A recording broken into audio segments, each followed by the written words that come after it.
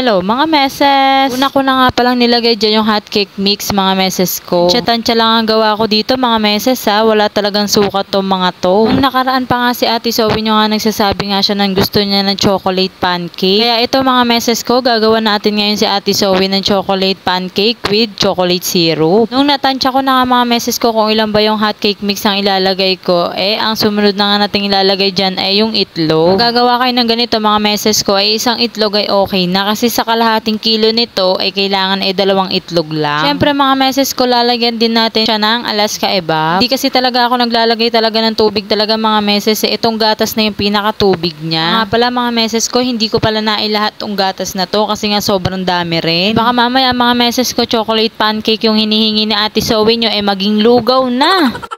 Nung naipagsama-sama ko na nga lahat mga meses ko, syempre hinalo-halo ko na maayos. Sabi ko nga mga meses ko habang naghahalo ako, parang may kulang kasi nga chocolate pancake nga yung hinihingi nga ni Ate Zoe nyo. Kaya syempre habang naghahalo mga meses ko ay naalala ko nga pala dyan yung kokwa. Yun nga pala mga meses ko nga yung nakalimutan natin. Kaya nga syempre lalagyan na nga ni Mami Sel nyo nga nung kokwa. Pero konti lang mga meses ko para hindi siya itim na itim. Magtatanong na naman kayo mga meses ko about sa sukat, ay tansya-tansya lang po ang gawa ko mga meses. Pawang mga eksperto lang po ang nakakagawa nito. Ano daw? Eksperto?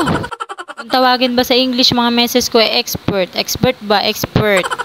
At syempre mga meses ko, halo nga lang tayo ng halo dyan. Syempre para maging maayos nga yung consistency niya. Tsaka mga meses ko, syempre para hindi nga siya magbuo-buo. Tignan nyo mga meses ko, sobrang labnaw na nga nung nagawa ko. Kaya nga syempre nilagyan ko nga siya ulit ng hot cake mixture para syempre umayos nga ulit yung consistency niya. Nga pala mga meses ko, hindi na nga ako dyan naglagay dyan ng asukal. Kasi nga syempre si Ate Zoe nyo, naku po, Diyos ko baka mamaya ay magka-diabetes. Meron na nga chocolate syrup, ilalagyan pa ba ng asukal yung mixture. Kailangan lang natin haluin ng haluin mga meses ko. Syempre para maging ganyan nga yung mixture niya, para maging parang malapot ba, ganun. Syempre mga meses ko, nung natapos na nga natin siyang haluin, syempre ito na nga at isasalang na nga natin siya dito sa ating kawali. Syempre mga meses ko, papainitin nga lang natin yan ng konti at syempre lalagyan natin yan ng star margarine. Sobrang init mga meses ko, naku po, tignan nyo naman ay umuusok na nga yung aking kawali.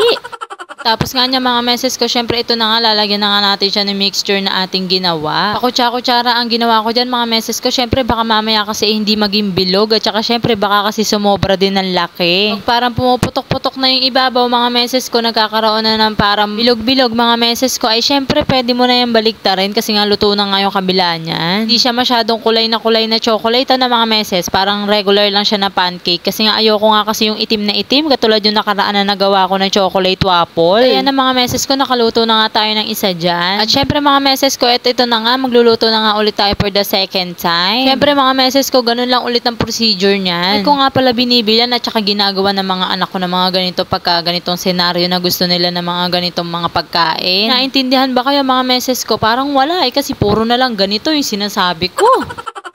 Isa lang ang may sasagot ko dyan mga meses ko because I try my best for my kids. Swerte nga nila mga meses ko kasi meron nga akong ganito, yung mini vlog. Kaya syempre halos lahat na nangyayari sa buhay namin syempre naiba-vlog ko. Kaya meron silang papanoorin sa susunod na mga taon, di kaya mga araw, di kaya pagdating ng panahon. At alam ko mga meses ko, balang araw makakatulong din ako. Hindi man ngayon pero syempre soon. Pagkatapos na nga natin nga magluto mga meses ko, syempre ito na nga, nilagyan ko na nga ng chocolate syrup. Sa ibabaw nga yung ating chocolate pancake. Ito ang tipid tips at syempre alam kong magugustuhan ng mga babies nyo mga meses ko.